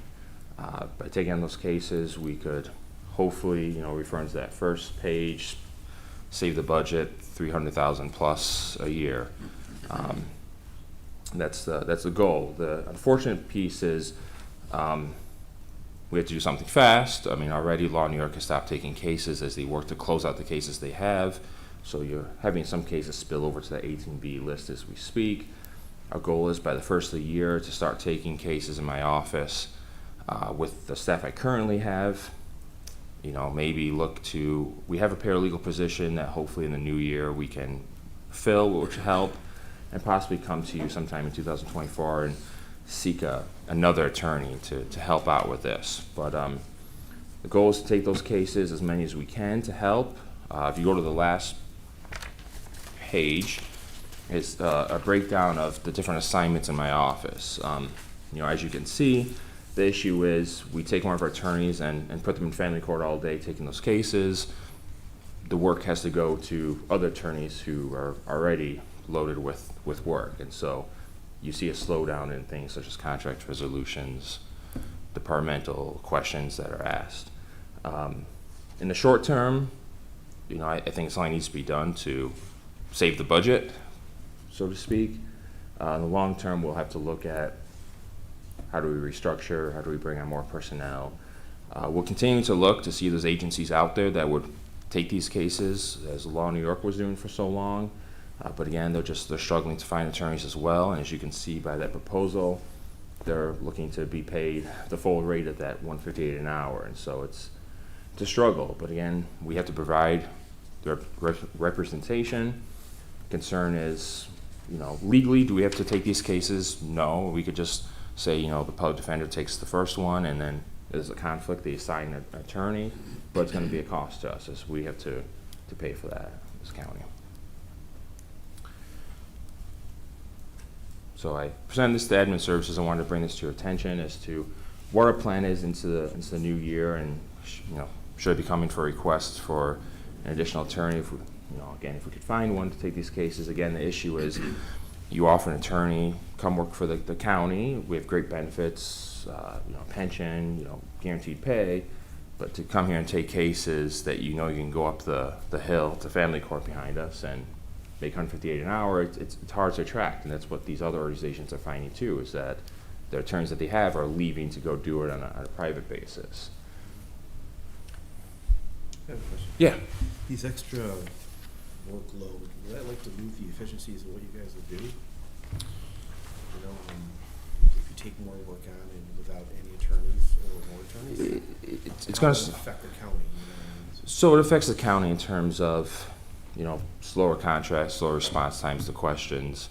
We have a great staff, we have great support staff, but any contract or resolution has to roll through the county attorney's office, and you have limited attorneys to handle those matters, to review them. It just takes some extra time. Again, we do everything we can to review everything and in a timely fashion. I always say, if there's ever an issue, that any department head can always contact us. If there's something that's been sitting there for a while, they really need a rush on it, and we can speed it to the front of the pile. Unfortunately, if everyone asks for the stuff to be rushed, there's only so much that can be put out. So it's right. You take on more work with the same amount of staff. There's got to be a break someplace. Yeah, I only mentioned that because I know we had a discussion how some of the contracts should have been wrapped up sooner than so we just push them out further time frame, which may hurt the county. That's what I'm thinking. And it's it's tough because again, as all contracts roll through, if any contract is, our job really as the attorneys is to review the contracts, adjust the legal language, draft the contracts, get them ready and out the door. If there's anything missing, sometimes the contract will come to us and they doesn't have the resolution yet, or it's missing some kind of documentation. Well, if that happens, we notify the department head that this contract, we can't finish it because we need this information. Sure. And then it gets put to the bottom of the piles. Everything else keeps coming on top, and so sometimes they do sit there and unfortunately they're forgotten because everything else keeps coming in. But yeah, so we strive not to have contracts sit there for a long time. Obviously, we take one attorney who may have been doing contracts, they're no longer doing contracts, so the contracts they were doing goes to another attorney who has a whole list of contracts, amongst other things. Because again, it's not just contracts we're doing, we're providing representation to each of the agencies, appearing in JD matters, appearing in Supreme Court matters, lawsuits for and against the county. And so, as you can see from that list, all the different assignments, it will be a struggle. We'll have to adjust and do what we can. The thought is, we start doing it the first of the year, and we'll make adjustments as we go. You guys do a good job. I just don't want to see it burden you more, or again going back to the contract, shoving everything further back. I think that just it just doesn't look good. I think the law department when that starts to happen. So. Right, and we have a paralegal position now. It's actually filled, and it's assigned over to social services because they're still down staff over there. And for a long time too, this year, social services had one attorney. They lost all their attorneys, and so our staff was actually filling in those cases. So that's the big reason why you've seen a lot of late contracts, is that even myself, Todd Thomas, Tom Rankin, we're over prosecuting child abuse and neglect cases. We're in child support cases on a regular basis, and so we just had no time. Unfortunately, when you have a child abuse case that you have to appear in front of a judge, or you have a contract, unfortunately the contract count took a back seat. Hopefully now that they've filled most of their staff, we'll start seeing, we can move our process back to what it was. Okay. Mr. Chairman, I have a comment. I think that we should be very appreciative for Patrick to step forward and make this recommendation, because I firmly believe that the representation that the county has to pay for, one way or another, will be provided much more efficiently by the county attorney's office than the other alternatives of another agency or an 18B panel attorney. And so I think that just from the efficiency and responsiveness perspective, I think this is a great proposal.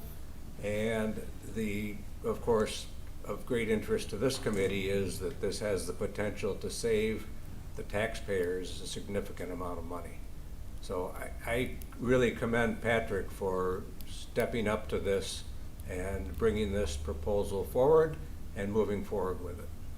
Thank you. And you know, I would never, you know, attorneys, the hours that they bill are the hours they bill, the hours they take. I mean, obviously, when you're in the private sector, it behooves you to bill more, to do more, because you get paid by the hour. As we don't really care in the county attorney's office how many hours we work, because we're on a salary. You know, again, that's an issue that will help this committee, will help the county, because, you know, if these cases spill over, you have private attorneys, you know, maybe good or bad, doing more work, billing more hours, and you just see this cost keep increasing. You know, when it was $70 an hour, you really didn't, in a private practice sense, you didn't invest a lot of time on that because it's so low. But $158 an hour, you might see people billing more and doing more. And it's good and bad as things. Yeah. So I'll continue to update this committee and the full body too as we go along. And clearly, if there's any issues ever with contracts, resolutions, things, you know, we'll definitely look to adjust our processes in where we can to ensure that we're producing high quality product. Terry? Yeah. Patrick, so if you take on this indigent service responsibility, do you think one attorney would be enough? Because did I hear you mention 200 cases that Law New York did? Correct. So Law New York did 200, up to 200 cases, okay, but they had 2 attorneys and a paralegal handling that. So with one attorney, we're not going to be able to take all those cases, so you'll still have spillover. To the rest of your staff? Well, to the 18B panel. So our one attorney will take as many cases as he or she could. You know, the goal is perhaps in the new, I mean, if we added 10 attorneys to this new block, we'd be able to take many cases, and the more cases we take, the more we can save from that panel. Clearly, obviously, there's budgetary issues, and right now we're going to use one attorney that we have. The goal is to eventually meet with the court to kind of explain this to them. You know, that one attorney too, that's going to be the attorney handling the cases. So if that attorney's sick or on vacation or has a scheduling conflict, other county attorneys aren't going to go up and handle those cases. That's why we kind of built these silos. So that's hopefully, you know, the one attorney, maybe eventually 2 attorneys, won't affect the rest of the product that the county attorney's office is doing. Okay. So if we had 2 attorneys taking care of the indigent services, we could save, well, okay, say $100,000 per attorney. So we could save almost $300,000 a year. Right. If you look at that very first page, you know, county law department savings, the very last, you know, we took on the same amount of hours. You know, again, you don't know how many hours per case is going to be, but exactly. Law New York reported the hours. So just looking in 2022, there was about 3,000 hours done. If we did it through the county attorney's office, we could save $358,789.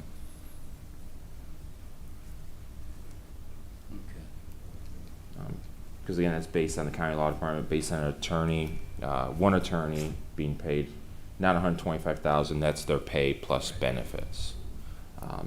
So again, if you had 2 attorneys and you adjust that number, and the savings would go down a little bit, but depending on how many cases can be taken, I mean, the more cases we take, then the more savings, and all these numbers are very fluid. And okay, but it looks like it would be a significant savings. I would say so. That's fair to say. It would be a significant savings for us to take it on. And even if we had a contractor equal to kind of what Law New York was charging, it's a significant savings. Sure. Unfortunately, even if Law New York found the attorneys, I think they'd be in the same boat as other proposals saying, you know, we have to pay that higher rate. really that, and when we came to last month, a couple months ago, about the attorney rates, the raises in the salary ranges, this 18B panel, this new rate is really driving these costs. Because for the longest time, you know, when you're looking at nonprofit and government, you're not going to pay what a private attorney makes, 300 plus an hour. You kind of looked at, well, what does, you know, the indigent representation, what do assigned counsel make? And so when you saw, you know, 70, 65 an hour, that's kind of how government can, you know, adjust their salary. But once it went up to 158 an hour, it's a real issue, because if you paid a county attorney $100 an hour, you're looking at $200,000 a year. I mean, that blows out. That's far outside that salary range, and you just can't afford that. And I was at a conference, and I kind of mentioned this to ILS, because they have plans to continue to monitor that 158 and raise it potentially. I said, do you know what you're doing? And other county attorneys agreed with me. Do you know what you're doing to counties? I mean, it's driving attorneys away from county government, you know, with healthcare being purchased on the exchange and malpractice purchased through different exchanges as well, and not needing brick and mortar. Really, individual attorneys can establish quite a lucrative practice. And in conversations with the court, you know, I practiced up there for several years, they're dying for attorneys on these cases, and there's no shortage of assignments needed. So this problem, I don't think is gonna go away at all. So it's my understanding too that we are going to either way experience an increase, because your office won't be able to handle all the cases that are currently going to be faced with. So we're going to see an increase. It's Correct. just how many you can actually side channel and take on. Exactly. Either way, you know, even if, you know, again, just taking up to 200 cases or 3,000 hours, there's still more cases far above and beyond that, and we can't even meet. I don't think one attorney can meet that 200 cases. Yeah. So you will see, yes, you will see an increase. It's about how much we can do to avoid a massive increase. Sure, and is it worth it, to Tom's point, in the fact that, you know, we won't be, you know, an increase here is harmful, right? But it's assumable. Would that savings potentially here, would we be costing ourselves somewhere else? Meaning, you know, if we had more focus on that, it would have been handled faster, saved us more, you know what I mean, in a sense too. Yeah. You know, you're in a lawsuit, but you were really focused on this and this and this, and then all of a sudden, geez, we probably could have done better in the lawsuit, but we didn't, you know. It's all that sort of thing too. We're going to have to keep a close eye on it, because it's definitely a balancing, you know, how much is savings worth compared to productivity worth, and it's going to be a balancing act, and we'll have to continue to, you know, monitor that, report back to this committee, to the full body, and work with department heads, and, you know, try to get, you know, we're constantly looking at our processes to see what can we do. You know, as of last year, we went to electronic signature, which sped some things up and resolved some issues, and so looking at ways we can further divide up and have more people, more of our support staff working on contracts, so it hopefully speeds things up, you know, maybe get some new documentation out there. And so, yeah, we're always looking at things, so we want to make sure that we're not, you know, sacrificing one thing for another, throwing the baby out with the bathwater. I just have a question on order, if you would. Mm-hmm. So, do you have the county executive's blessing in this response? And also, where does the responsibility fall? You know, so these cases are overflow. Who makes the decision of how it's handled?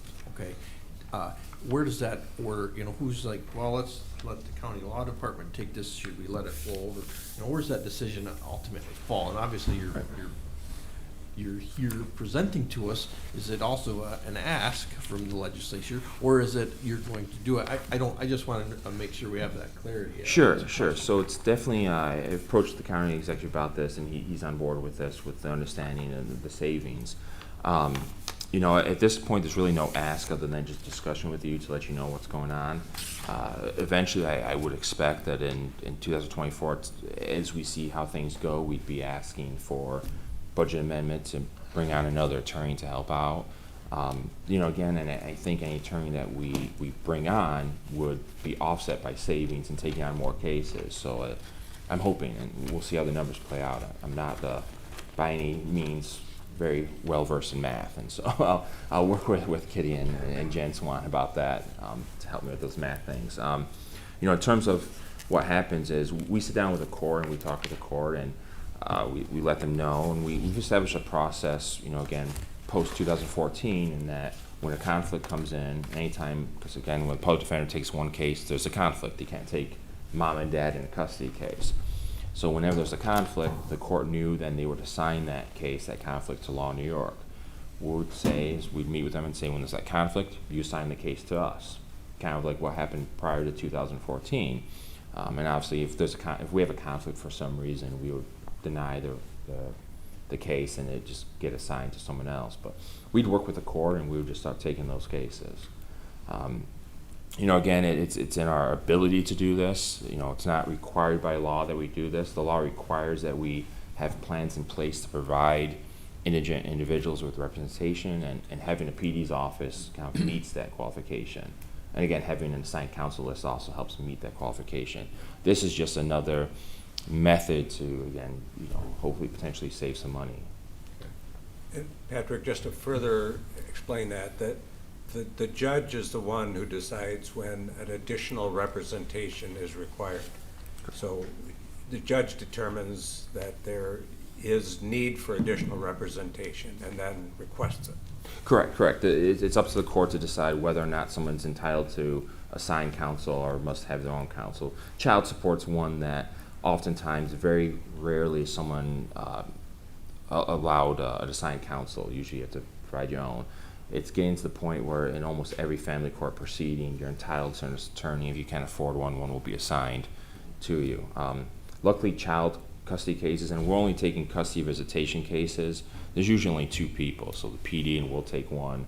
You know, the child abuse and neglect cases, is those unfortunately continue to take. Law New York was taking a very few of those just to help out. We won't be taking any, again, because DSS prosecutes those cases, so we can't defend while they prosecute.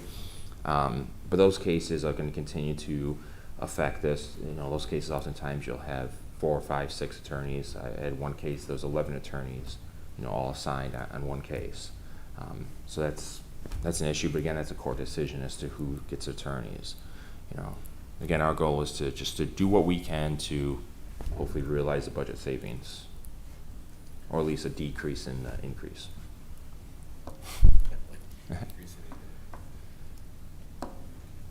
Any other questions, comments? If there's anything, just please let me know. I'll answer as soon as I can. Thank you. Thank you. Any other?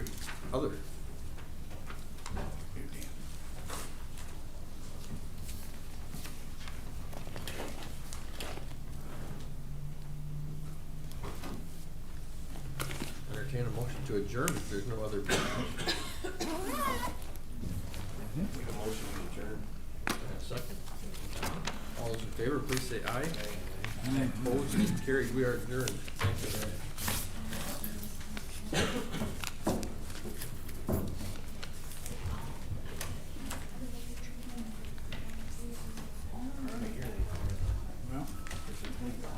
Okay. Oh, you're gonna golf today? Nice. Ask for permission.